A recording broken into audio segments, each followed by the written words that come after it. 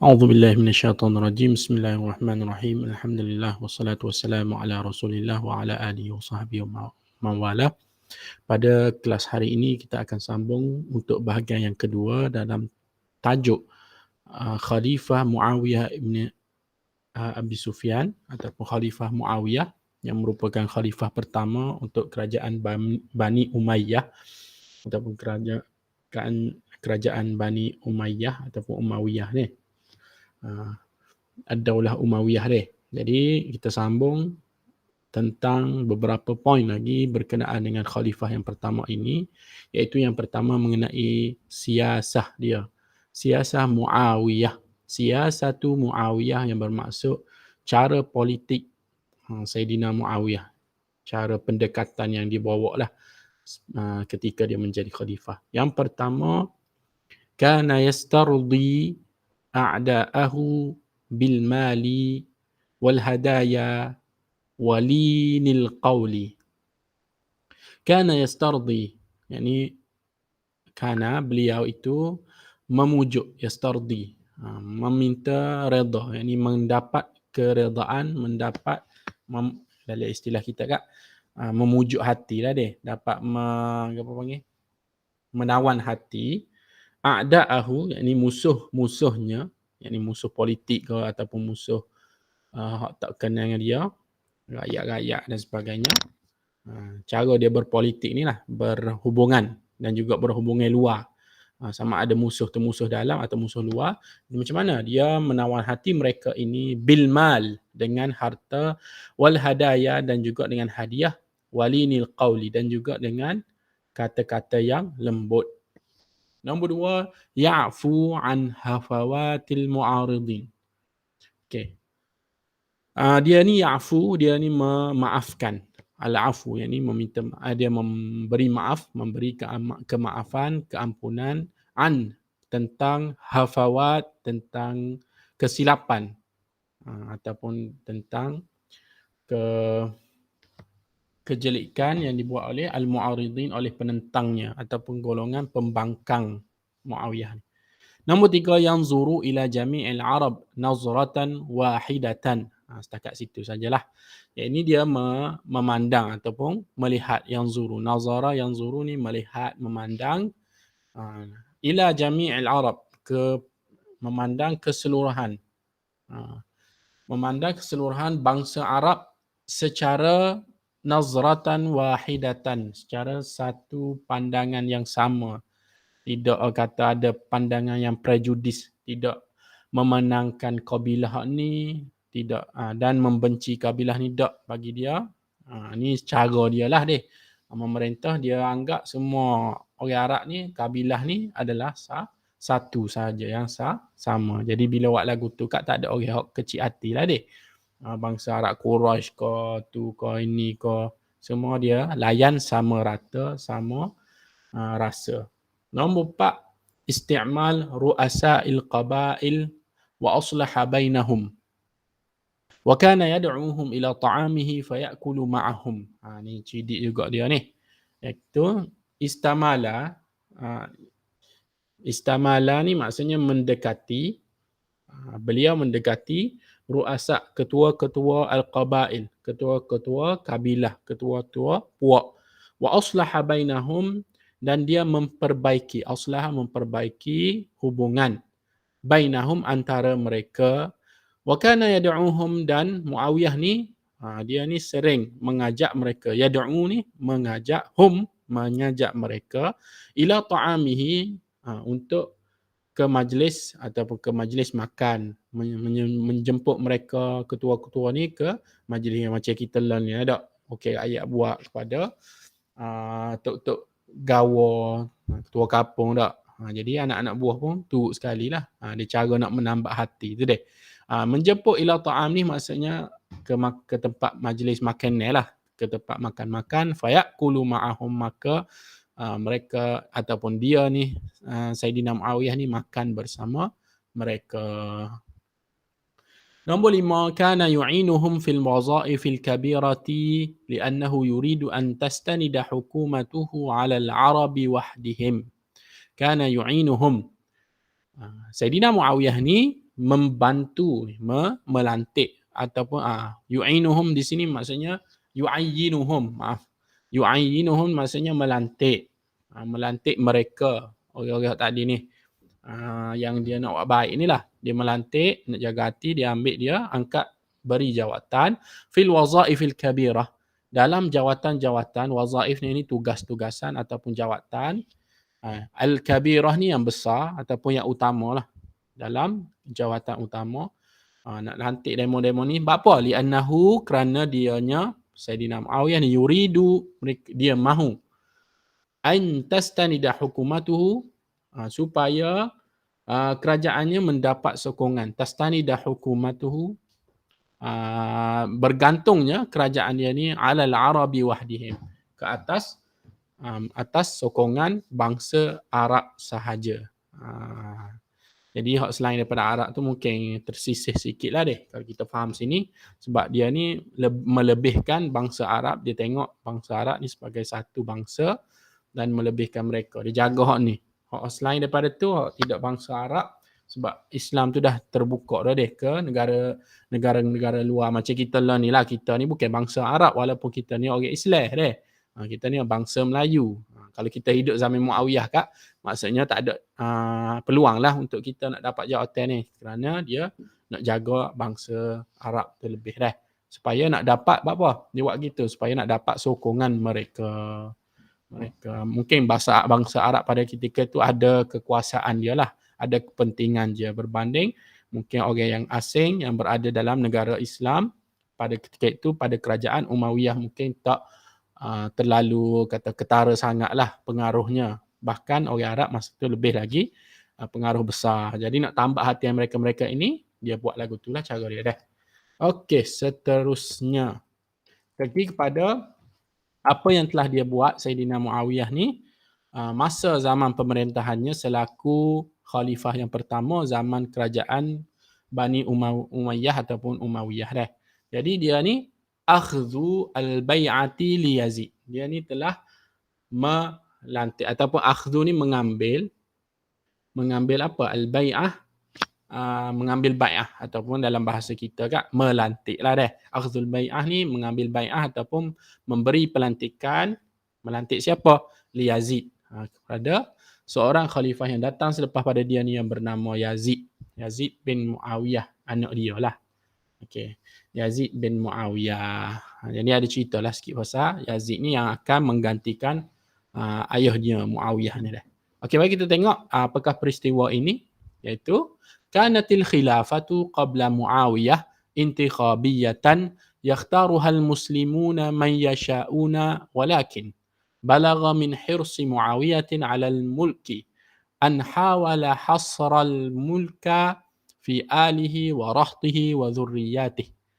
Ini nak cerita tentang satu peralihan ataupun satu perubahan dari segi pelantikan khalifah dah. Kalau kita ingat pada sebelum ini, sebelum datangnya kerajaan Bani Umayyah ni, kita ada Khulafa' Ar-Rashidun. Itu Khulafa' Ar-Rashidun siapa mereka? Ada 4 orang dan ada juga kata dia panggil 5. Dia masukkan yang kelima iaitu anak Sayyidina Ali dah. Kalau kita tengok satu-satu, khalifah yang pertama Sayyidina Abu Bakar. Yang kedua Sayyidina Umar Ibn Al-Khattab, yang ketiga Sayyidina Uthman dan yang keempat Sayyidina Ali dan ada yang kelima kak Sayyidina Hasan lah. Hasan bin Ali. Tapi kalau kita perhatikan kelima-lima khalifah ini, mereka tidak dilantik secara sebut nama. Bermula dengan kewafatan Sayyidina Baginda sallallahu alaihi wasallam. Apabila baginda wafat, dia tak ada rakyat pun siapa yang akan ganti. Jadi pemilihan tu berlaku secara undian, secara mesyuarat dan secara persetujuan oleh umat-umat Islam, oleh para sahabat besar-besar, utama-utama pakat dalam mesyuarat nak lantik sikit-sikit. Begitu juga selepas meninggalnya Abu Bakar, Sayyidina Abu Bakar radhiyallahu anhu, yang dilantik selepas pada itu melalui mesyuarat juga. Bukan kata Abu Bakar nak selepas aku ni Umar. Sayyidina Umar. Dan begitulah seterusnya.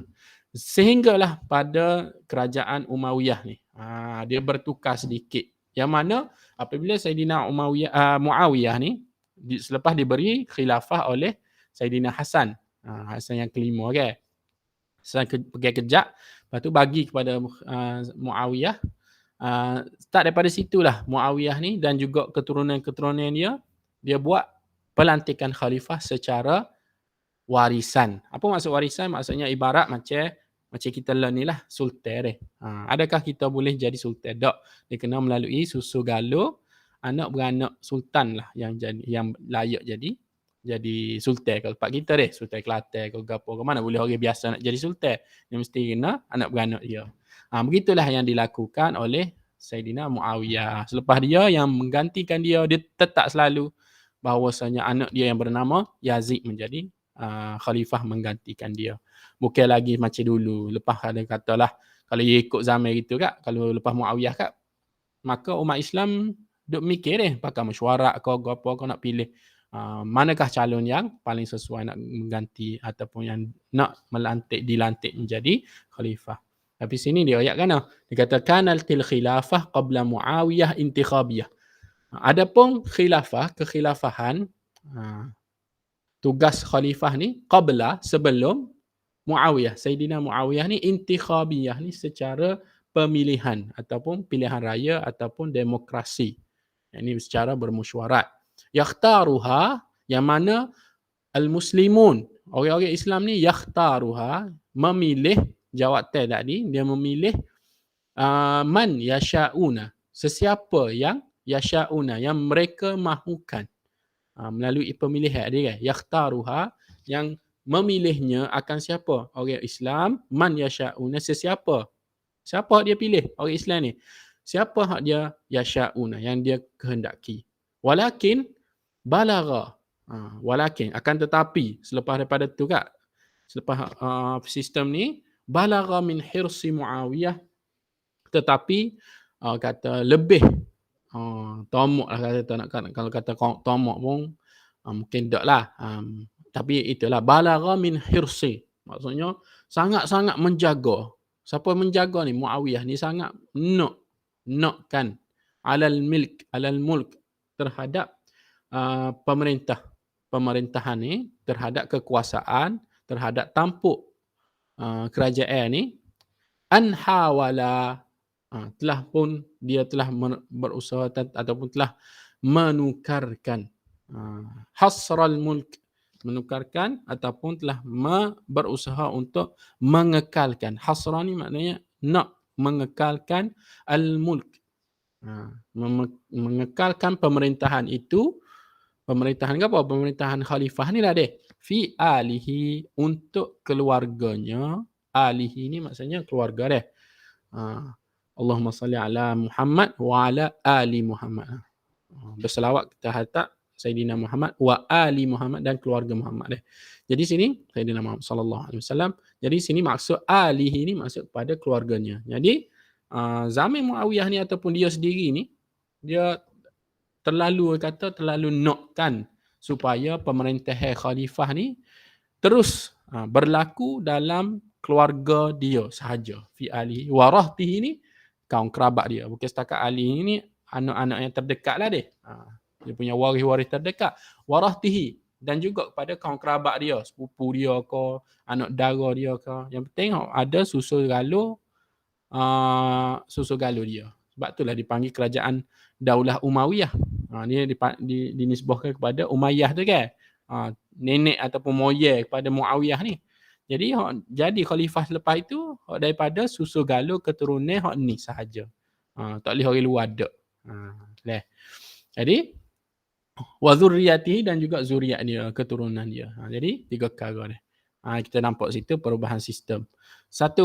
Nombor 2, fatalaba minan nasi mubaya'ata ibnihi Yazid fi hayatihi ala an yakuna al-khalifata ba'da mamatihi ma'ashtiharihi bisu'i sirati wat tahattuki fabaya'ahu ahlu Syam wal Iraqi ala dhalika.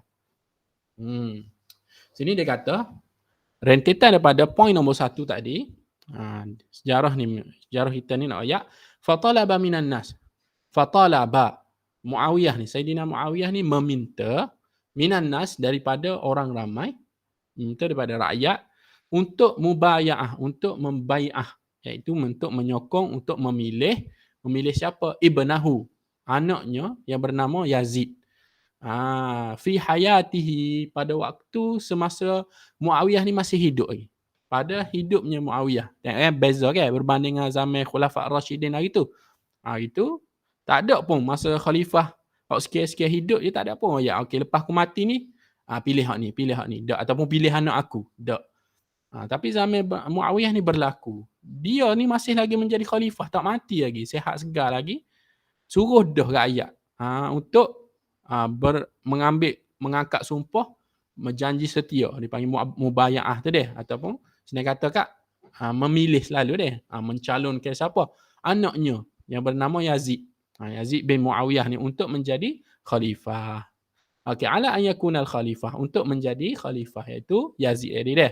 Ba'da mamatihi, selepas kewafatan ataupun kematian Saidina Muawiyah ini. Dia tak mati lagi, cuma dia pesan lalu dah. Minta rakyat-rakyat pas pada ni minta janji selalu. Lepas aku meninggal, pilih siapa? Jangan pilih orang lain, pilih anak aku ni yang bernama Yazid. Ma'ashtiharihi. Meskipun ni beserta, walaupun di samping itu juga telah masyhur. Masyhur siapa? Yazid tu, isytiharnya. Walaupun masyhurnya akan dianya itu, siapa dia itu? Yazid tadi. Bisu isirah. Dengan apa panggil su, dengan perangai buruk. Asirah ni maksudnya perjalanan hidup dia. Su ni maksudnya lawan kepada Hasan al-Jayyid, iaitu baik. Jadi su ni bukan baik lah. Tapi buruk ataupun jahat ataupun keji ataupun tak molek. Asirah ni peribadi ataupun perjalanan hidup ataupun sifat-sifat siapa? Yazid tadi dia. Wattahaktuki, dan juga tadilah kekejian yang dilakukan oleh Yazid ni dia. Fabaya'ahu, walau bagaimanapun atas dasar tekanan oleh Saidina Muawiyah tadi, maka terpaksalah membai'ah juga akan Yazid tadi. Siapa dia tadi? Hak nak bai'ah ahlu Asyam, warga negeri Syam, penduduk Syam. Ahlu Syam ni maksudnya penduduk ataupun warga ataupun rakyat-rakyat daripada Syam, daripada bumi Syam, wal Iraq, dan juga Iraq dan Syam dan Iraq lah. Ala zalika, terhadap itu.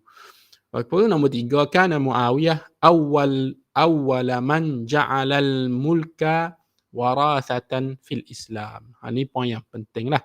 Daripada ni kita tahu bahawasanya di ayat sini dia nak mengukuhkan lagi bahawasanya Muawiyah merupakan awal, orang yang pertama, man ja'ala, yang menjadikan al-mulka, al-mulk, yang menjadikan pemerintahan di dalam Islam ni sebagai satu warasah, sebagai satu pewarisan. Menjadikan jawatan khalifah ni satu jawatan yang diwarisi, yang diwariskan kepada anak cucu, pada abang ke, pada anak beranak dia. Kalau sebelum ni dipanggil intikhabiyah. Sebelum Muawiyah dah. Sebelum Muawiyah, kalau ditanya dalam soalan, siapa sebelum Muawiyah ni macam manakah pelantikan khalifah? Intikhabiyah. Yang ini pemilihan demokrasi ataupun secara pilihan raya. Itu sebelum Muawiyah. Tapi bila mari selepas Muawiyah ni, dan Muawiyah tu sendirilah orang. Kalau ditanya siapa yang menukarkan sistem khalifah ni, jawapan dia adalah Muawiyah ni. Apa dia tukarkan apa? Sistem daripada apa? Intikhabiyah kepada warasiyah, kepada sistem pewarisan, mewariskan jawatan khalifah. Maknanya tak ada chance, tak ada peluang bagi orang-orang biasa yang bukan anak beranak dia untuk menjadi khalifah. Walaupun orang tersebut mungkinlah lebih layak kan. Tapi itulah kata keburukan sistem pewarisan ni. Hak tak layak tapi nak kan sebab dia tu anak kepada khalifah, maka bila dah tak ada khalifah tu naik dia, meskipun mungkin dia tidak layak pun sebenarnya. Molek sistem hak sebelum pada ni lah secara pilihan raya dia. Jadi dinilai oleh rakyat, dia nak siapa-siapa. Jadi majoriti siapa hak nak angkat dia tu, maka dia itulah hak jadinya dia. Gitu. Tapi inilah sejarah kita yang telah berlaku zaman gapo ni Daulah Umayyah. Okey, baik, kita tengok yang poin yang seterusnya. Ada lagi dah, masih lagi berkisahkan tentang peristiwa pelantikan Yazid ataupun bai'ah Yazid ni. Pemilihan Yazid untuk menjadi khalifah menggantikan ayahnya. Nombor 4 ni dia kata hadhil hadithah waqa'at fi sanati 56 Hijriyah. Hadhil hadithah, peristiwa ini ataupun perkara ini waqa'at, berlaku fi sanati, pada tahun 56 Hijriyah, pada tahun 56 Hijriyah. Nombor 5, lamma balagha Muawiyatu imtina'a ahli Hijaz anil mubaya'ati li Yazid, dhahaba ilaihim binafsihi في 1000 فارس فكانت النتيجة أن بايع أهل الحجاز إلا أربعة. Okey. Ni cerita yang menarik juga deh. Kalau tadi kita tengok pada sebelum ini, kita nyatakan bahawa siapa yang membai'ah anaknya Yazid ni, meskipun anaknya tu terkenal dengan keburukan perangai dia, perkara yang dia lakukan sebelum jadi khalifah ni tak okey orang nak dia. Tapi kita tengok sini point nombor 2 tadi dia kata meskipun demikian maka bai'ahlah kepada Yazid tadi siapa? Ahlu Syam dan Ahlu Iraq, penduduk warga negeri Syam dan juga negeri Iraq. Soalan dia, adakah semua orang setuju walaupun ditekan sedemikian? Jawapannya tak dah. Nombor 5 ni dia kata ahli Syam dan juga ahli Hijaz, ahli Iraq ni, point nombor 2 ni beres buayah, mungkin secara terpaksa ke, dan mungkin ada juga hak mungkin sepala dengan Yazid kan, maka sokonglah tak. Tapi ahlul Hijaz ni dikata tak sah. Okey, dan bila tak sah, gapo Muawiyah ni buat?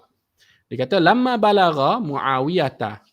Lamma, apabila balagha, sampai berita, balagha sampai kepada siapa? Kepada Muawiyah. Gapo sampai? Imtina'u ahlil Hijaz. Imtina' ni maksudnya keengganan. Imtina'. Kalau tadi persetujuan.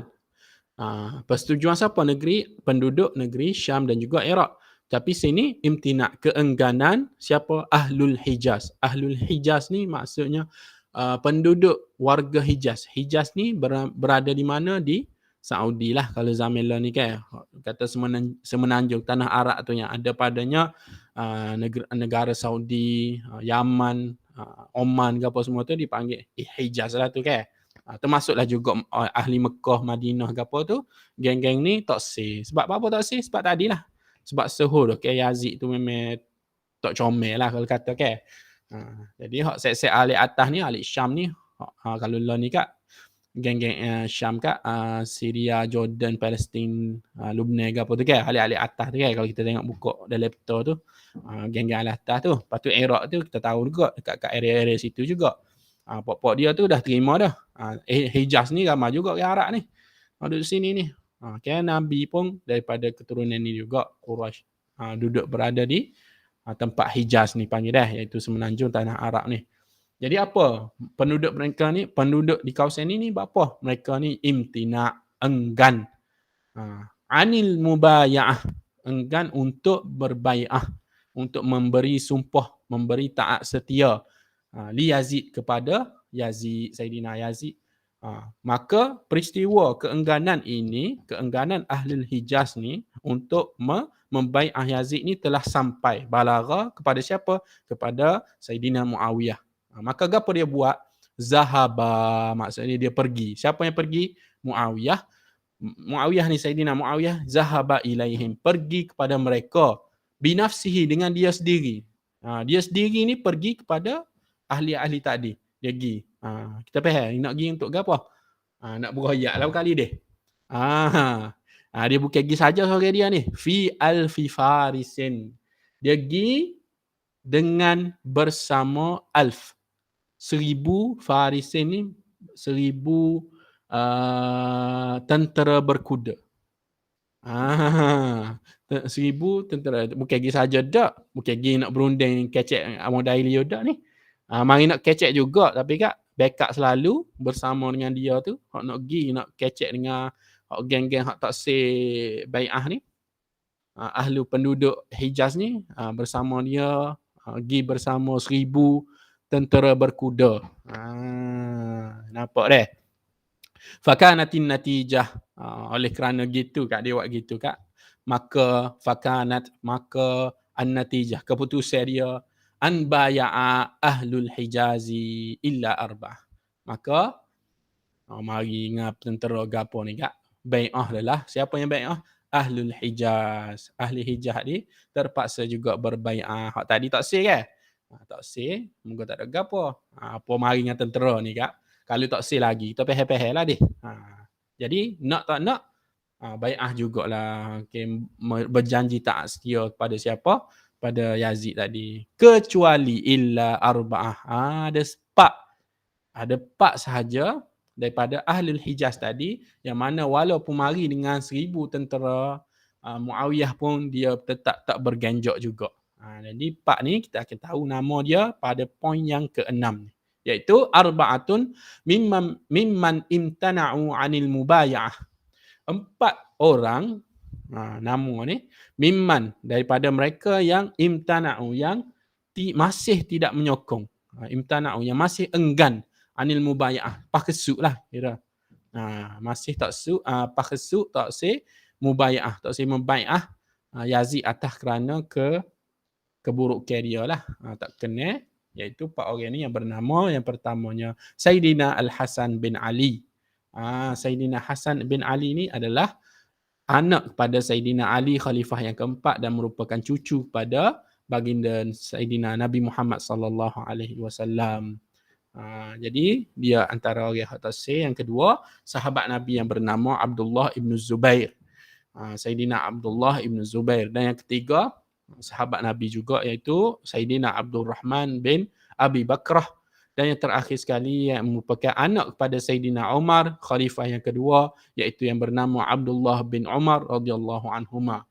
Anak Sayyidina Umar yang bernama Abdullah. Jadi keempat-empat orang ni walaupun diugut juga oleh tentera Sayyidina Muawiyah untuk bai'ah kepada anak dia yang tak berapa nak molek ni, orang-orang biasa kak, pakat menyuruh kalah lah, sebab supaya tak lah berlaku pertumpahan darah ke apa ni kak. Tapi yang ni sahabat-sahabat Nabi yang besar ni masih juga enggan, sebab memang nak tak nak moga calon hak tu tak molek ke. Jadi gitulah cerita dia, habis itulah, kita tak saya panjang. Okey, seterusnya kita pergi kepada, walaupun itu adalah salah satu titik kata peristiwa sejarah yang berlaku, tapi kita tidak boleh nafikan antara jasa-jasa ataupun inovasi ataupun usaha yang telah dilakukan oleh ataupun dilakukan zaman Sayyidina Muawiyah, yang ini kita panggil sebagai mubtakaratu Muawiyah, iaitu jasa-jasa lah, mubtakarat, ataupun benda baru yang dibuat oleh Sayyidina Muawiyah yang tak ada, yang mungkin tidak dilakukan, tidak dilaksanakan oleh khalifah-khalifah yang terdahulu. Apakah kata utamanya peristiwa ataupun kejayaan dan juga pencapaian Sayyidina Muawiyah zaman dia memerintah ni kan. Jadi kita tengok sini beberapa perkara, iaitu ihtamma Muawiyah bitanzimi hukumatihi fa assasa. Ihtamma maksudnya mengambil berat akan siapa? Muawiyah. Sayyidina Muawiyah ni telah mengambil berat dalam hal apa? Bitanzim, tentang penyusunan. Tanzim ni menyusun, hukumatihi menyusun tampuk kerajaan dia. Jadi dia sangat-sangat sangat-sangat telitilah nak menjadikan sistem kerajaan dia tu tersusun dan dalam keadaan yang cukup sistematik. Fa'asasa, maka dia telah mengasaskan pertama. Apa? Nombor 1, maslahat al-barid. Yang tu iaitu sistem pos. Maslahat al-barid. Mungkin sebelum ni tak ada kan? Sebab kita bayangkan lah ni, kerajaan zaman itu mungkin dah lebih besar daripada negara Malaysia lah ni dah. Mungkin Thailand apa, kalau kita tengok dari segi keluasan, pada dulu zaman itu mana ada WhatsApp, mana ada telefon, ada internet ke apa, tak ada kan. Jadi untuk nak memudahkan penyampaian surat-surat, berita dan sebagainya, maka dia buat satu sistem pos, li'isalil awamiri, untuk menghantar, untuk menyampaikan al-awamir, perintah, yakni surat perkeliling, surat arahan, warasail, dan juga surat menyurat lah, ilal biladil ba'idah, kepada negeri ataupun wilayah kerajaan Islam yang yang jauh. Cara mana kata tu tak dinyatakan lah. Tapi dengan adanya sistem ni lebih tersusun lah. Kalau sebelum itu mungkin secara koksi-koksi ikut day gitu deh. Tapi kali ini mungkin tersusun tu maksudnya ada orang hak petugas kah. Mungkin kalau zaman itu kat jenis pakai burung deh. Burung tu ada kah untuk nak mengatas surat ataupun kalau jenis orang atam melalui kuda kat perjalanan kuda ke. Dia ada kuda kah ke apa tempat dia, dia buat molek lah. Itu yang pertama deh. Ni zaman Muawiyah tadi. Nombor dua pula ialah dia buat apa? Maslahat al-syurtah lihifzil amni. Iaitu sistem keselamatan ataupun sistem polis. Mungkin zaman itu dah ada, zaman sebelum dia tu dah ada. Zaman Saidina Umar kalau tak silap dah ada dah sistem polis ni. Tapi mungkin zaman Muawiyah ni dia pertingkatkan lagi sistem ini. Dia masuk dalam dia punya jasa dia lah ataupun dia punya inovasi, dia punya pencapaian lah dia. Dia buat kemah lagi untuk lihifzil amni, untuk menjaga keselamatan negara. Nombor tiga, wad'u diwanan lirasaili wa amara bi khatmiha bi syam'in alaihi khatmu sahibid diwani khaufan min at-tazwir. Okay, yang ketiga dia ni mewujudkan wad' diwanan. Dia mewujudkan. Wad' ni mewujudkan diwanan pejabat pos. Tadi sistem pos tadi ni berkait lah. Maksudnya diwan ni satu sistem, satu pejabat untuk nak cara bahagian lirrasail. Bahagian surat menyurat ni dah. Bahagian surat-surat. Wa amara. Ni hak dia nak lebih ni. Zaman Muawiyah ni. Mungkin zaman sebelum dia tu dah ada. Cuma kali ni dia kata wa amara dan dia menyuruh. Sistem pos nak ni, pejabat pos dia ni untuk khatmiha, untuk cok surat ni. Ni. Bisyam'in. Alaihi khatmu sahibid diwan. Okey. Menyuruh supaya setiap surat tu dicok dengan seal lah, satu penutup cok ni. Zaman kalau kita tengok lah ni mungkin ada lagi warna merah tu, dia macam lilin macam lilin warna merah tu kita bakar tu, lepas tu kita cok atas surat bulat tu, lepas tu kita tekuk pula dengan bentuk cok tu. Dia dipanggil khatam ni, macam cok lah. Khatmi sahibi ad-diwan. Dia kata kocim dia tu macam kalau surat kita biasa dia ada gear kan. Kalau zaman itu kan dia ada bakal lilin warna merah ke warna apa ke, lepas tu pak cok pula dengan cok sahibid dewan, tuan punya surat tu. Dengan ketua jabatan lah, surat ketua jabatan. Kenapa dia buat lagu tu? Kalau ditanya nanti kenapa dia buat tu, khaufan minat tazwir. Jawapan dia kerana takut supaya tidak ataupun takut kerana berlakunya penipuan. Itulah nak lagu tu nya. Sebab kalau tak comel lagu tu korang sama ada mungkin orang boleh cabut sapu surat tu, ambil isi, tukar dengan isi lain ke sebab nak kena penipuan deh. Ataupun mungkin surat ni orang buat surat hak lain kononnya daripada pemerintah sendiri, padahal surat orang lain buat deh. Jadi bila ada cok khah, lilin kum khah, jadi orang tahulah ni surat ni betul-betul daripada khalifah sendiri. Itulah dia punya jasa ataupun pencapaian yang dia buat deh. Dan nombor 4, bana li nafsihi qasran fakhman sammahu al-khadra wa wada'a ala babihi al-hajjab listiqbali az-zuwar. Ini nak kata pencapaian pun mungkin ataupun pembaharuan dia buat apa? Bana, dia ni membina. Saidina Muawiyah ni membina li nafsihi, bagi diri dia sendiri. Dia buat untuk diri dia tu apa? Satu qasran, satu istana fakhman yang besar, yang megah. Sammahu, yang dia namakan istana tersebut dengan Al-Khadra. Istana Khadra. Wa wada'a ala babihi, dan dia letak di pintu istana tadi. Al-Hajjab ni maksudnya pegawai-pegawai hak nak bertugas mengawal ni lah, kata reception dia. Kalau kita pergi hotel ke apa, di lobby tu ada hak, ataupun nak buka pintu hotel tu pun dah ada orang hak jaga tu deh. Jadi dia buat lagu ni lah, sama sistem ada zaman lah ni. Al-Hajjab, dipanggil Hajjab ni orang hak mengawal deh depan tu. Bukan setakat sebagai jaga, tapi juga untuk nak listiqbali zuwar, untuk menyambut tetamu hak datang ke istana baginda ataupun istana beliau Saidina Muawiyah.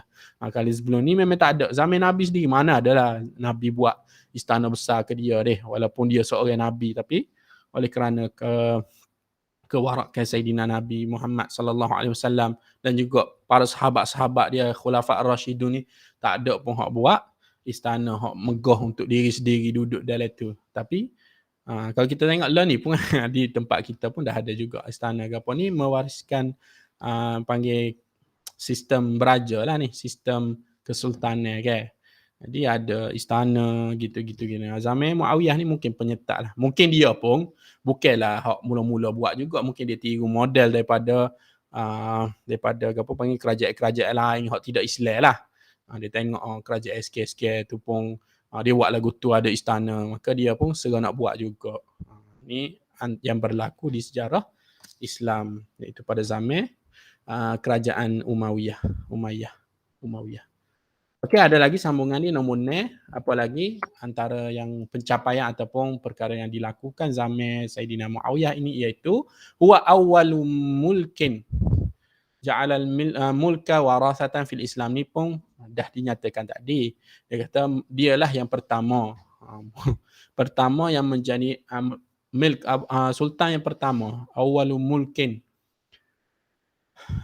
Sultan yang pertama ja'alal mulka, yang menjadikan pemerintahan sebagai satu pemerintahan warasah, pemerintahan keturunan dia, pemerintahan yang diwarisi. Dia hak nyetak, dia hak buat dulu. Orang yang pertama menjadikan jawatan khalifah sebagai jawatan yang diwarisi fil Islam, dalam Islam. Hak lepas pada tu turut supaya dia juga. Kata dia lah, tapi dia hak mula-mula. Kalau tanya siapa hak mula-mula buat, iaitulah Saidina Muawiyah bin Abi Sufyan. Nombor 7, huwa awwalu man ja'ala lil mulki abhatan wa rawnaqan. Okey, sekat tu sudahlah. Okey, dia juga orang yang pertama, orang pertama man ja'ala, yang menjadikan lil mulki, menjadikan jawatan lil mulki ni jawatan khalifah tadi deh, sebagai abhatan wa rawnaqan, sebagai satu simbol kemegahan dan keagungan. Untuk simbol nak bermegah-megah. Jawatan-jawatan besar ni tu patutlah ni kalau kita tengok pakat duk berebut belakang nak jadi jawatan besar-besar ke apa tak.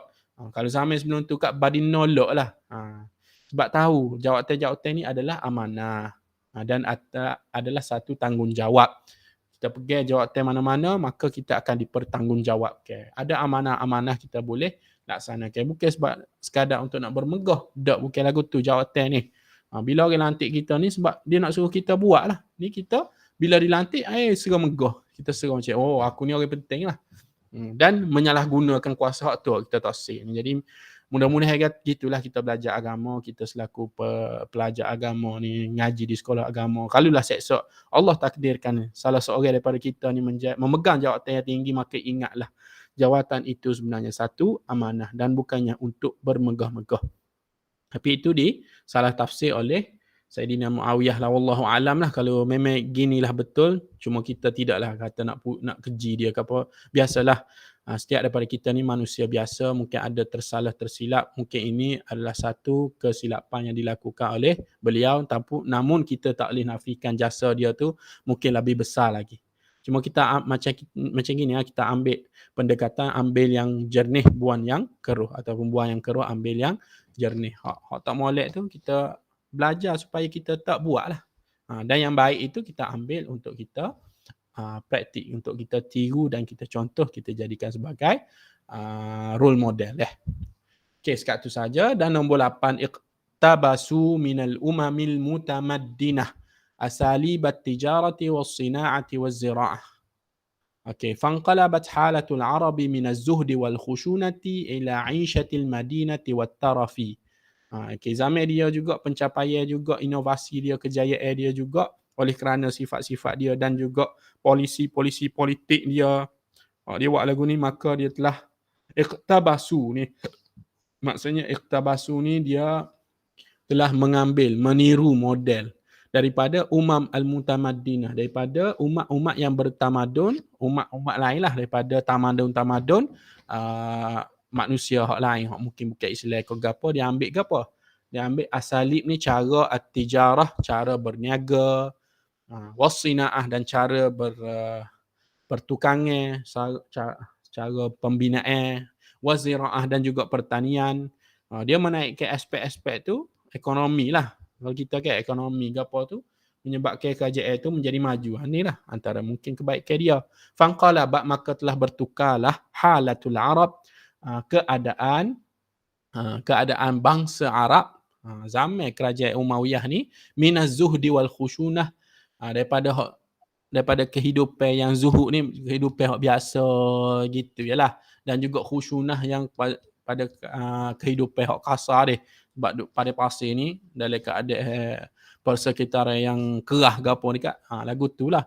Kata siap ibaratnya set-set duduk dalam hotel lah kalau kita ni. Tapi zaman sana kawasan dia bukan jenis hotel tapi jenis padang pasir. Kalau kita kat jenis orang duduk daerah gitulah dak. Daripada gitulah asalnya bangsa Arab ni. Oleh kerana Saidina Muawiyah ni menjadi khalifah, maka dia pun ambil tiru aspek-aspek yang boleh ditiru daripada tamadun lain.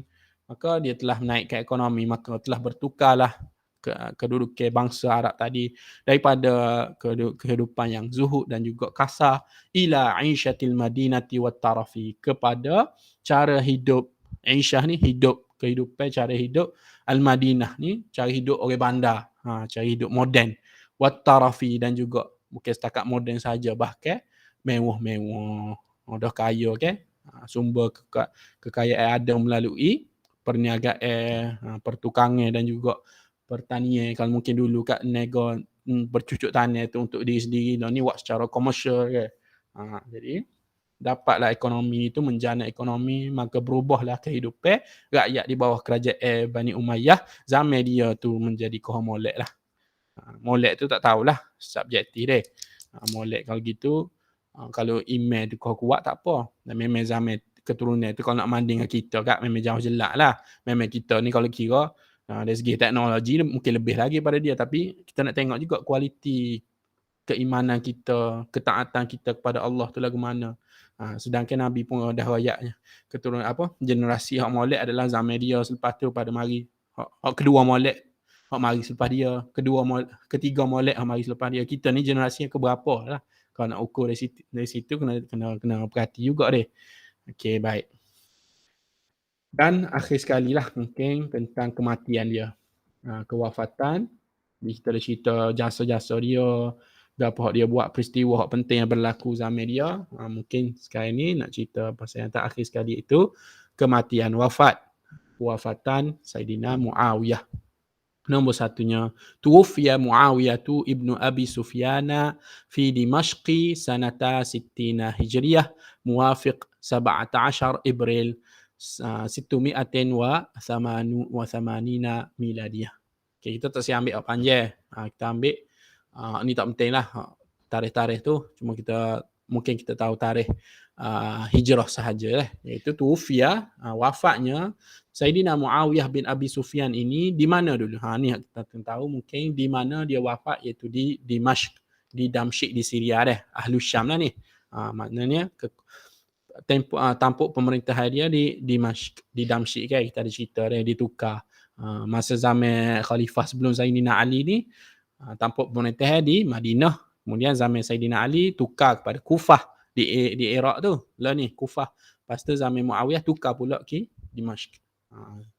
Atas faktor itulah, atas faktor nak duk berada di tengah-tengah pusat pemerintahan tu, biar duk tengah-tengah supaya senang berkomunikasi, senang bantuan dari segenap penjuru. Waktu kita dah bincang sebelum ini, kita dah sebut.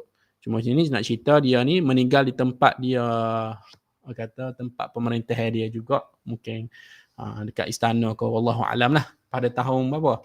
60 Hijriah. Kalau kita ingat dia ambil hukum tu berapa? Pada tahun bila? Kita ingat khilafah tu pada 41 kan? 41 Hijrah dia ambil daripada Saidina Hasan. Daripada 41 tu sehingga 90 tahun 60 maka berakhir, sebab dia meninggal waktu tu, yang mana ketika dia meninggal tu umruhu 75 sanah, iaitu umur dia 75 tahun. Dan yang kedua, muddatu khilafatihi, tempoh pemerintahan dia adalah selama 19 tahun 3 bulan. 19 sanah wa salasata syuhur. Okey. Dan muddatu hukmihi, dan tempoh pembabit dalam pentadbiran dia lah sebelum dia menjadi khalifah dan sehingga dia menjadi khalifah 40 tahun. Sebab sebelum dia menjadi khalifah dia pun pegang jawatan governor kan. Jadi 20 tahun menjadi khalifah dan 20 tahun jadi governor. Gitulah hukumnya. 20 sanah amir sebagai governor, wa 20 sanah khalifah, dan 20 tahun lagi sebagai khalifah. Wallahu taala alam. Sekian dulu bagi saya. Apa maaf salah silap. Wabillahi taufiq wal hidayah. Wassalamualaikum warahmatullahi taala wabarakatuh.